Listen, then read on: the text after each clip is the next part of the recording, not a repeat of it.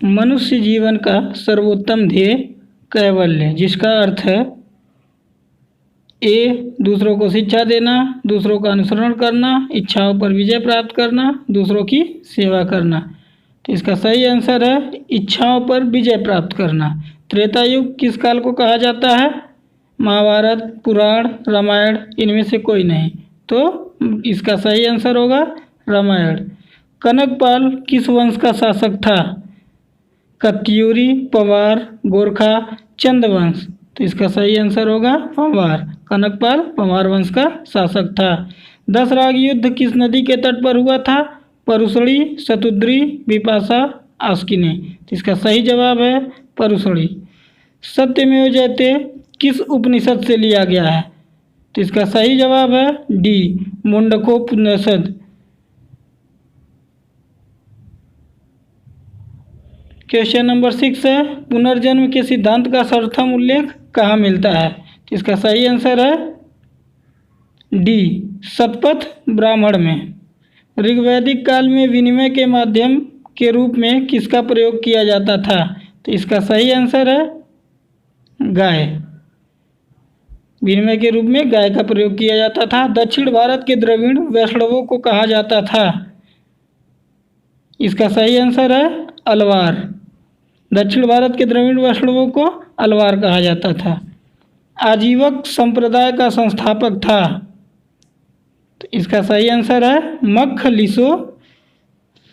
मक्खली गोसाल। भरहुत स्तूप का निर्माण किस शासक ने किया? इसका सही आंसर है पुष्यमित्र। भरहुत स्तूप का निर्माण पुष्यमित्र ने किया था। भरहुत स्तूप का निर्माण पुष्यमित्र ने किया था। आगे देखते हैं।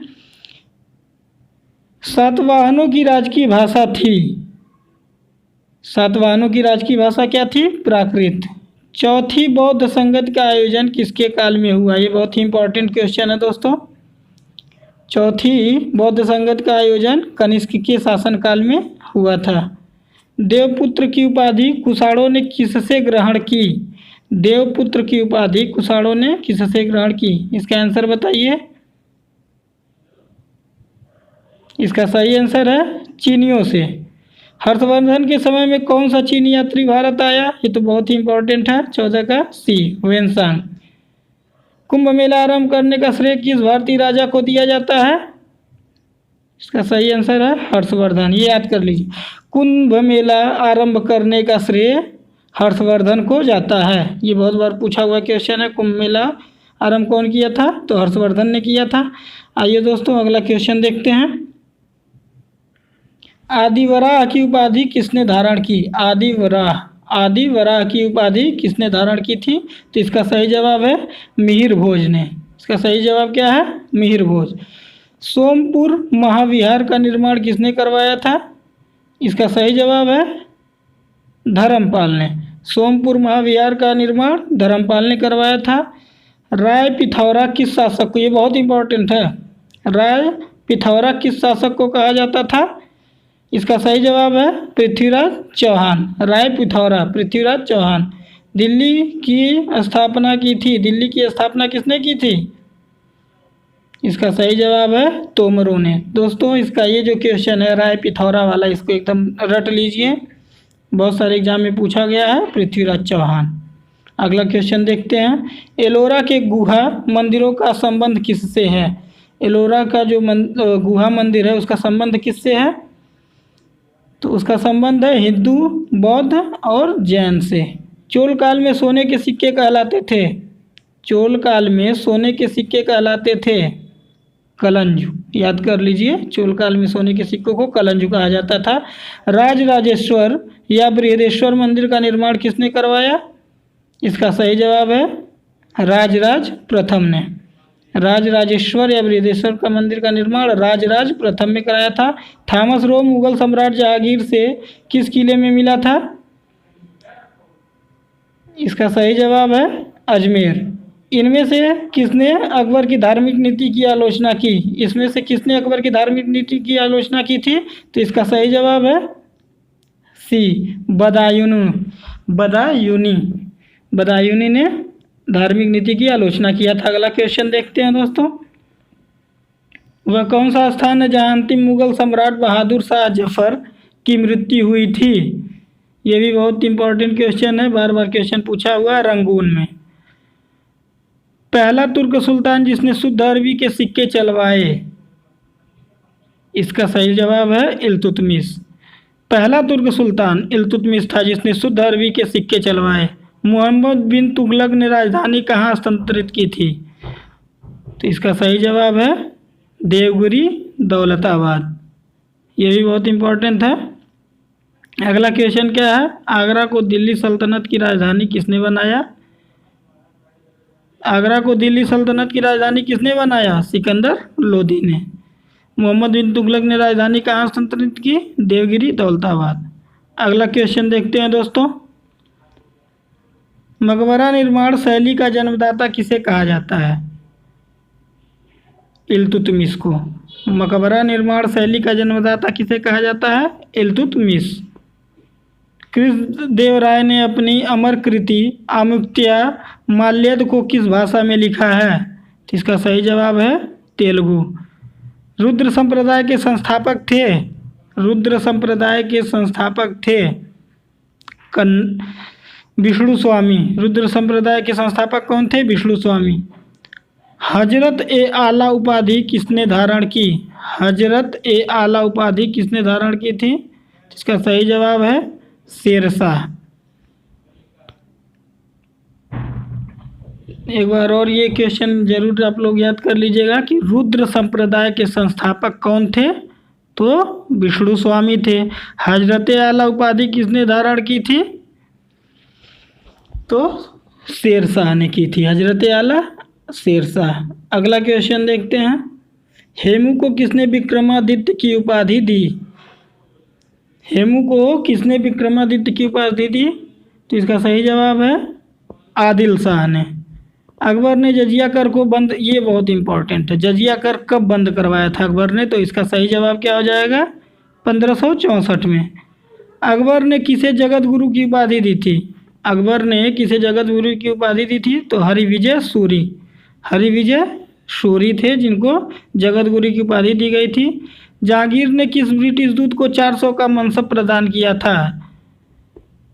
तो इसका सही जवाब है हाकिन्स। और क्यों दिया था? क्योंकि ये फारसी में उनसे जाकर बात किया था। ये बहुत ही इंपॉर्टेंट क्वेश्चन दोस्तों। किस मुगल शासक का वास्तविक नाम अली गौहर था? तो इसका सही जवाब है शाह आलम द्वितीय। अली गौहर शाह आलम द्वितीय। अली गौहर शाह आलम द्वितीय। अगला क्वेश्चन देखते हैं दोस्तों। अकबर ने फरजंद की उपाधि किसे प्रदान की थी? अकबर ने फरजंद की उपाधि मिर्जा अब्दुर रहीम खान खाना को। मिर्जा अब्दुर रहीम खान खाना। कौन सूफी संत महबूब ए इलाही कहलाता था?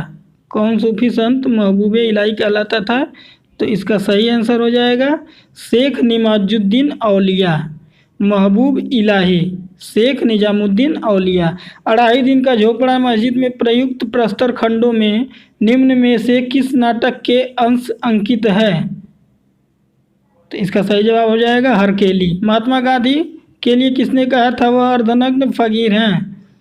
तो ये तो बहुत इंपॉर्टेंट क्वेश्चन और इजी भी है, सब लोग जानते हैं। चर्चिल ने कहा था। महात्मा गांधी कितनी बार राष्ट्रीय कांग्रेस के अध्यक्ष चुने गए थे? तो एक बार। ध्यान रखिएगा, एक ही बार जो है चुने गए थे। अगला क्वेश्चन देखते हैं। किस वायसराय के शासनकाल में हिंदी दरबार में महारानी विक्टोरिया को कैसरे हिंद की उपाधि से सम्मानित किया गया था? तो इसका सही जवाब हो जाएगा लॉर्ड लिटन। कैसरे हिंद जो सम्मानित किया गया था लॉर्ड लिटन थे। एशियाटिक सोसाइटी की स्थापना किसने की थी? तो इसका सही जवाब हो जाएगा sir William Jones. Akhil Bharatiya हरिजन संघ की स्थापना किसने की थी? इसका सही जवाब हो जाएगा Mahatma Gandhi. All India Trade Union की स्थापना किसने की थी? इसका सही जवाब हो जाएगा एम.एन. जोशी। निम्नलिखित में से किस क्रांतिकारी को काकोरी ट्रेन डकैती केस में फांसी की सजा नहीं दी गई थी? 47 का डी मनमनाथ गुप्त। याद कर लीजिएगा दोस्तों। ऑल इंडिया ट्रेड यूनियन की स्थापना किसने की थी? ये भी याद कर लीजिएगा। 46 का सी एन.एम. जोशी ने। आइए अगला क्वेश्चन देखते हैं। कांग्रेस का प्रथम अधिवेशन कांग्रेस का प्रथम अधिवेशन 1885 में बम्बई में व्योमेश चंद्र बनर्जी की अध्यक्षता में संपन्न हुआ था। उस समय भारत का वायसराय कौन था? उस समय भारत का वायसराय कौन था? Lord Dufferin. मुस्लिम लीग की स्थापना 1906 में हुई थी। उस समय उसके उद्देश्यों में कौन सी बात सम्मिलित नहीं थी? तो उपर्युक्त सभी, कोई बात सम्मिलित नहीं थी। हिंदुस्तान सोशलिस्ट रिपब्लिक आर्मी का गठन किसने किया था? ये बहुत ही इंपॉर्टेंट क्वेश्चन है दोस्तों। Chandrashekhar Azad. Hindustan socialist Republic army का गठन चंद्रशेखर आज़ाद ने किया था। 1857 के विद्रोह को राष्ट्रीय विद्रोह की संज्ञा किसने दी? 1857 के विद्रोह को राष्ट्रीय विद्रोह की संज्ञा बेंजामिन डिज़रायली ने दी थी। राष्ट्रीय विद्रोह की संज्ञा बेंजामिन डिज़रायली ने दी थी। आइए दोस्तों अगला क्वेश्चन देखते हैं। बी.डी. सावरकर की पुस्तक का क्या नाम था? बी.डी. सावरकर की पुस्तक का क्या नाम था? तो इनकी पुस्तक का नाम था the first war of independence. The first war of independence. इनाम कमीशन किससे संबंधित था? इनाम कमीशन जागीरों की जांच से संबंधित था। इनाम कमीशन जागीरों की जांच से संबंधित था। 1855 में संथालों ने किस अंग्रेज कमांडर को हराया था?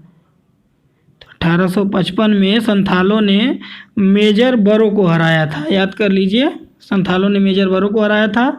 दिगंबर एवं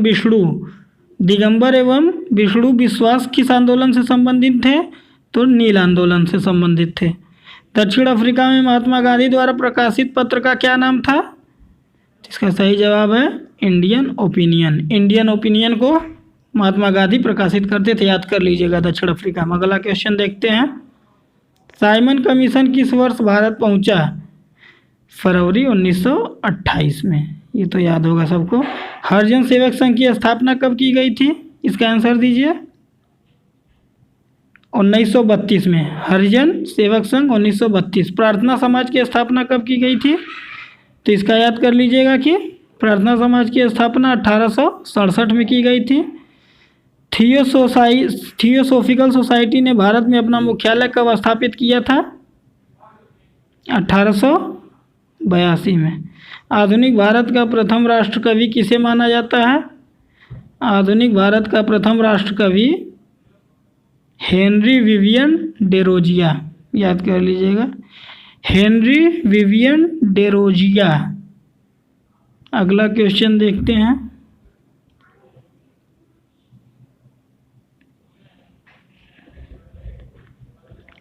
भारत में अंग्रेजी शिक्षा की आधारशिला रखी गई। भारत में अंग्रेजी शिक्षा की आधारशिला रखी गई थी मैकाले के प्रपत्रों द्वारा।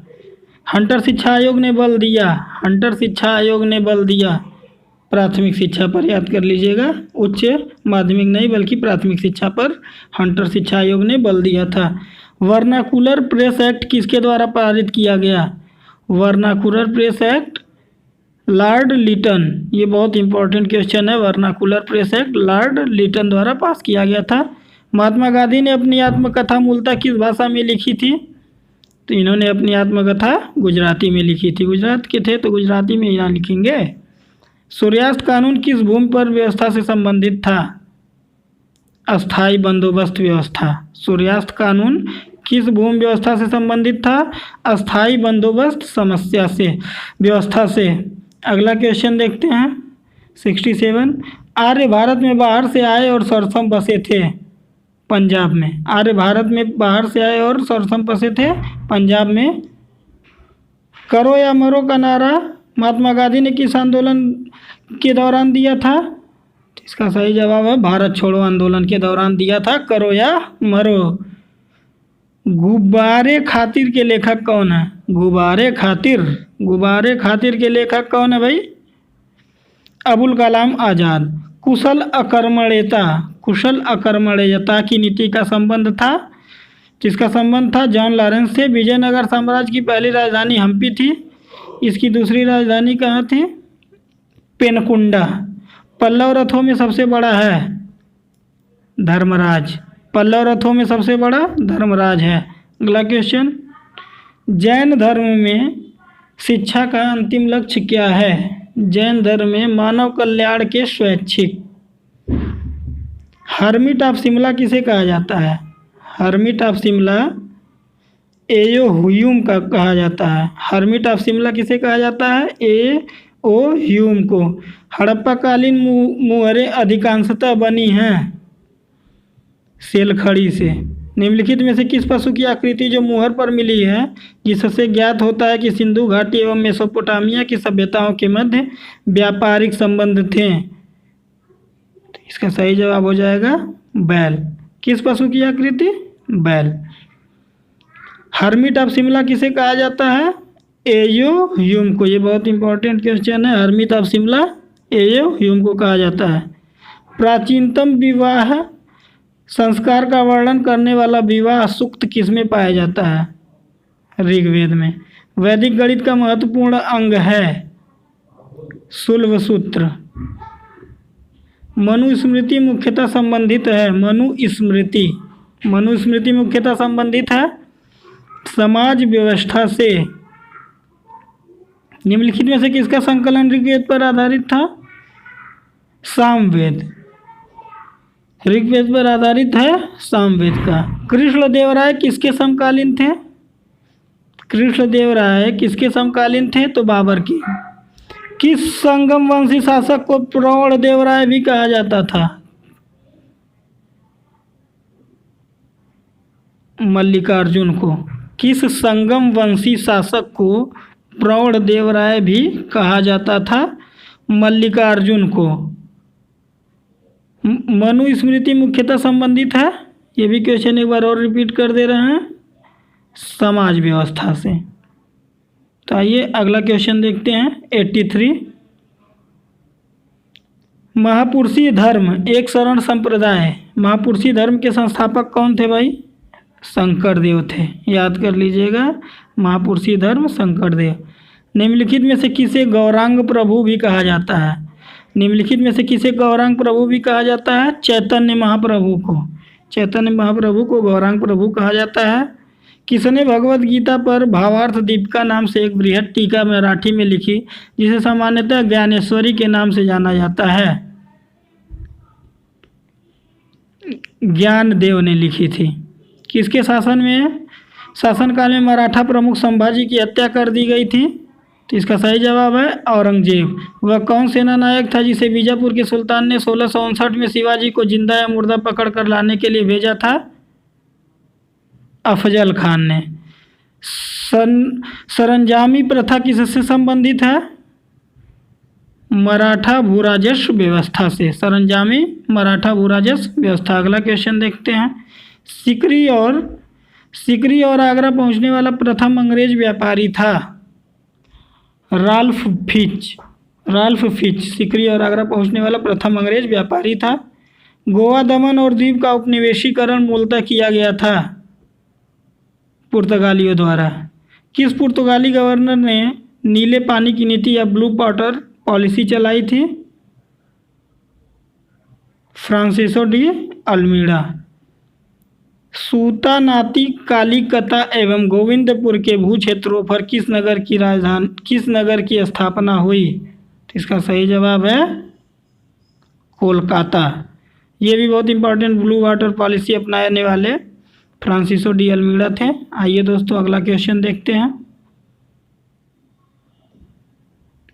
भारत में 1612 में अंग्रेजों ने अपनी पहली फैक्ट्री कहाँ स्थापित की थी? इसका सही जवाब है सूरत में। किस सिख गुरु ने फारसी में जफरनामा लिखा था? गुरु गोविंद सिंह। जफरनामा कौन लिखा था? गुरु गोविंद सिंह। 1775 में किसने बंगाल के समकालीन नवाब को बताल या छाया पुरुष, घास फूस का आदमी कहा? इसका सही जवाब है वॉरेन हेस्टिंग्स ने। द्वैध शासन नीति को किसने समाप्त किया था? द्वैध शासन नीति, ये इंपॉर्टेंट क्वेश्चन है। द्वैध शासन नीति को वॉरेन हेस्टिंग्स ने समाप्त किया था। द्वैध शासन नीति को समाप्त करने वाला वॉरेन हेस्टिंग्स था।